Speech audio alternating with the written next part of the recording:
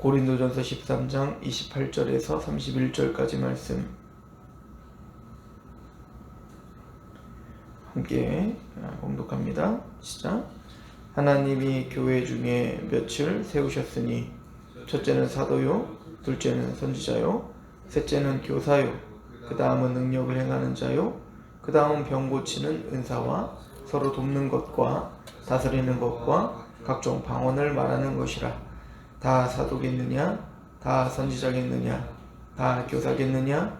다 능력을 행하는 자이겠느냐? 다 병 고치는 은사를 가진 자이겠느냐? 다 방언을 말하는 자이겠느냐? 다 통역하는 자이겠느냐? 너희는 더욱 큰 은사를 사모하라. 내가 또한 가장 좋은 길을 너희에게 보이리라. 아멘.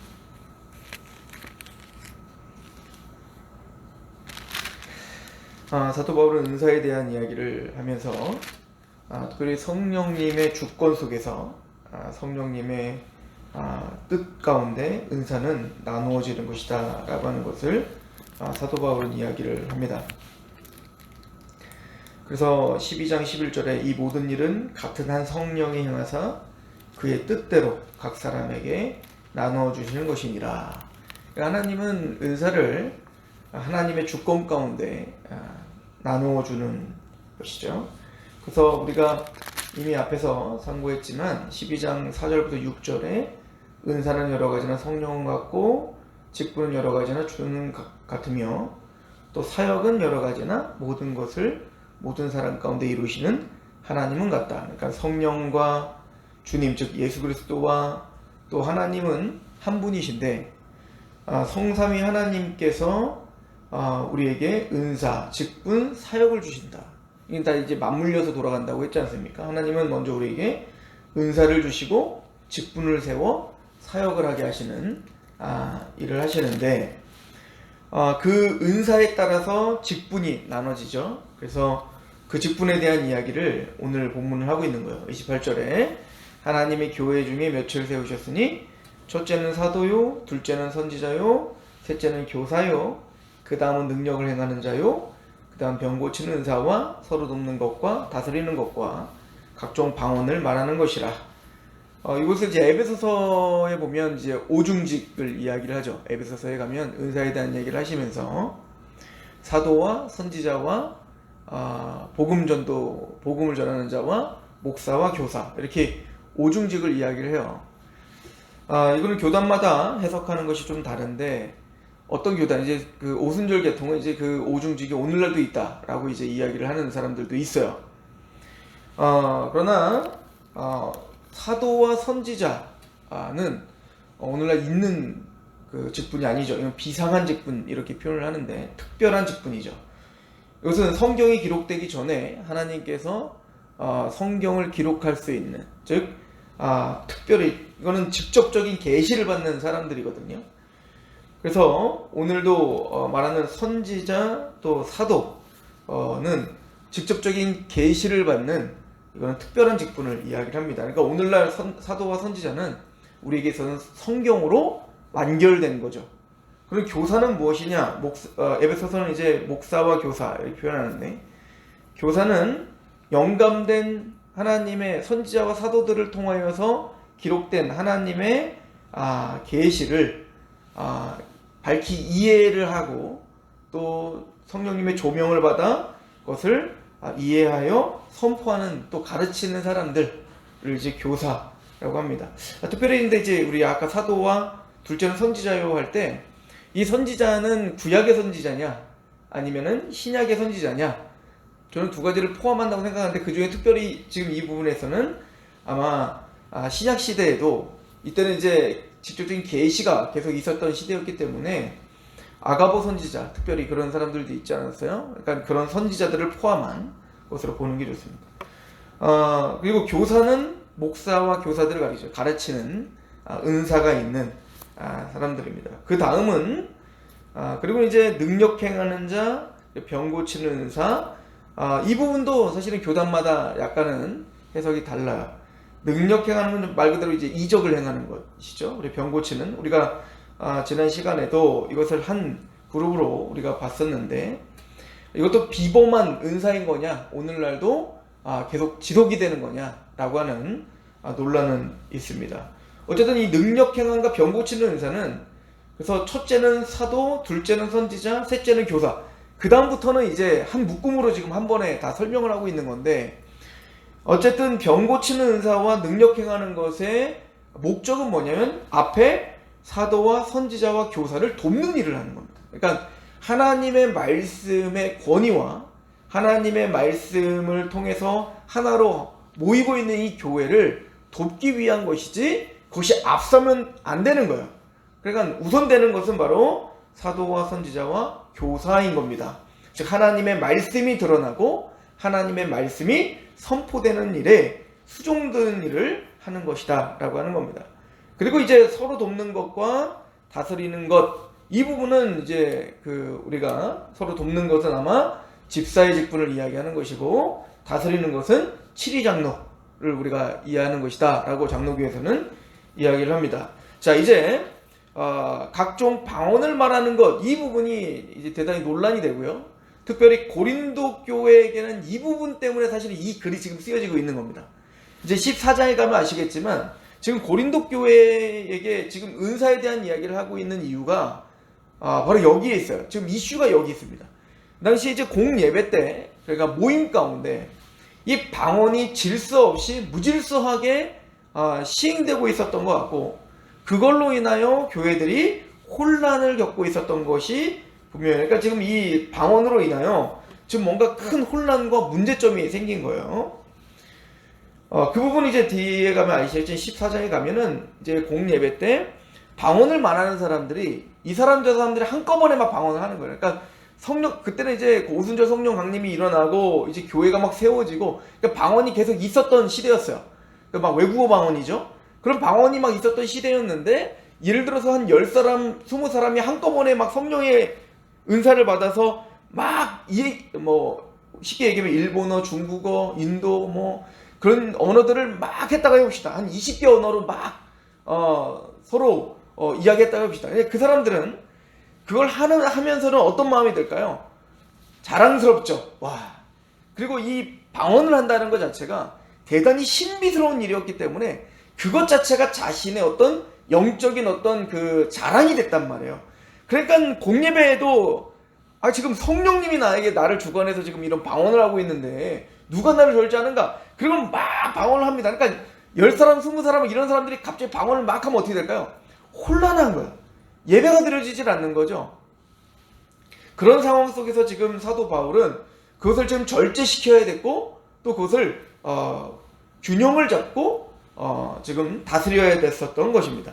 그 이야기는 우리가 14장 가서 더 본격적으로 하게 될 거예요. 자, 어쨌든 이 방언을 말하는 것이라 라고 이야기를 하면서 29절 오늘 본문의 포커스는 다 사도겠는가? 다 선지자겠는가? 다 교사겠는가? 다 능력을 행하는 자겠는가? 다 병 고치는 은사를 가진 자겠는가? 다 방언을 말하는 자이겠는가? 다 통역을 하는 자이겠는가?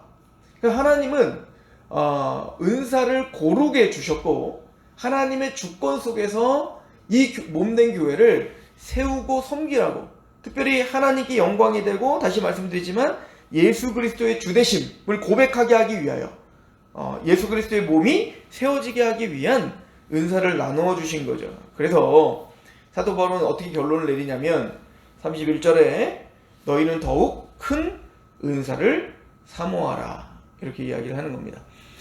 이 부분에 예전에는 어떻게 신학자들 어떻게 생각했냐면 더욱 큰 은사는 무엇인가 라고 할 때, 그래서 13장에 사랑이다, 다른 은사보다 사랑을 가져라, 이렇게 해석하시는 분들도 있었습니다. 그러나 문맥적으로는 지금 그 얘기가 아니고, 사실은 사랑은 은사가 아니죠. 사랑은 각 은사들을, 그 은사들의 사랑이 없다면 아무 의미가 없다는 것을 이야기하고 있는 겁니다. 그러면 더욱 큰 은사, 더 훌륭한 은사, 이런 뜻인데 그 은사는 무엇인가? 사실은 12장과 14장에 13장이 껴있는 거예요. 사실 13장을 떼고 읽어도 전혀 문맥적으로 문제가 되지 않죠.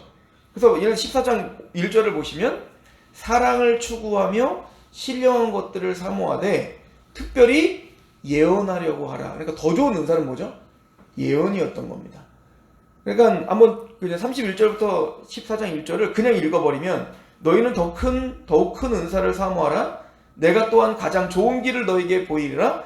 사랑을 추구하며 신뢰한 것들을 사모하되 특별히 예언하려고 하라. 이런 문맥으로 딱 맞아 떨어지는 거예요.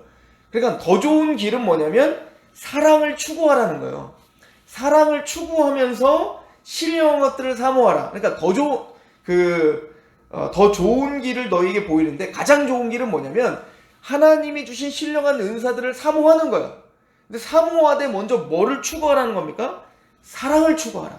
사랑이 없다면 은사는 아무것도 아니기 때문에 그런 거예요. 사랑이 없다면 그 은사는 유익한 것이 아니라 몸된 교회에게 무익하고 해롭게 하는 거기 때문이다. 이렇게 이야기하는 겁니다. 그럼 사랑이 뭐지? 그래서 13장에 사랑을 가로치고 사랑이 무엇인지를 우리에게 설명을 해주는 것을 따로 떼어서 사랑을 설명해 주기 시작하는 겁니다. 그러므로 너희는 더욱 큰 은사를 사모하라 할 때 그 은사는 바로 예언인 겁니다. 왜 그런지는 14장에서 방언과 은사를 비교하면서 설명할 거예요. 간단히 이야기한다면 방언은 통역이 없다면 공동체에 전혀 유익이 되지 않습니다. 왜 그런가? 자, 우리 교회 안에 예를 들어서 아프리카 사람이 없어요. 근데 이제 오순절 성령 강림 때는 전 세계로 흩어졌던 디아스포라 유대인들이 왔기 때문에 각각 난곳 언어, 즉 뭐죠? 자기들의 모국어를 가지고, 그러니까 그 히브리어가 아니라 자기들의 모든 각자 한 10여 곳, 20여 곳이 되는 나라의 언어를 갖고 모였기 때문에 서로 언어가 통하지 않았죠. 그런데 그 가운데 하나님이 방언을 주셔서 방언을 통해 사도들이 이야기를 했단 말이에요. 그 사람들 그걸 다 알아듣고 유익을 얻고 하나님의 큰 일을 알고 구원을 받는 실제적인 역사가 일어났어요. 그런데 이제는 그 사람들 다 돌아갔다고요. 다 고향으로. 그리고는 이제는 고린도 교회는 헬라어를 쓰고 있는, 또 때로는 이제 그 당시 사람들이 쓰고 있는 언어를 쓰고 있다면 그냥 그 언어로 얘기하면 그만입니다. 그런데 거기에서 여러 가지 언어로다가 이야기를 해버리면 하는 사람들은 의미가 있죠. 왜? 성령님이 나에게 지금 역사한다 라고 하는 의미는 있지만 그걸 듣고 있는 사람들에게는 전혀 의미가 없는 거예요.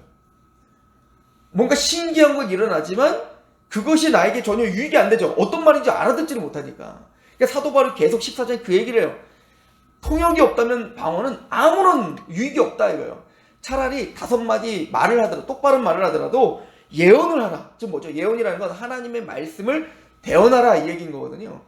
그러니까 지금 근데 고린도 교회 성도들의 이야기는 뭐냐면 유용성을 따지는 게 아니에요. 그러니까 교회에 유익이 되냐 안 되냐를 따지는 게 아니라 지금 이 사람들이 생각하는 더 좋은 은사는 어떤 거냐면 화려한 거예요. 더 영적으로 보이는 거예요.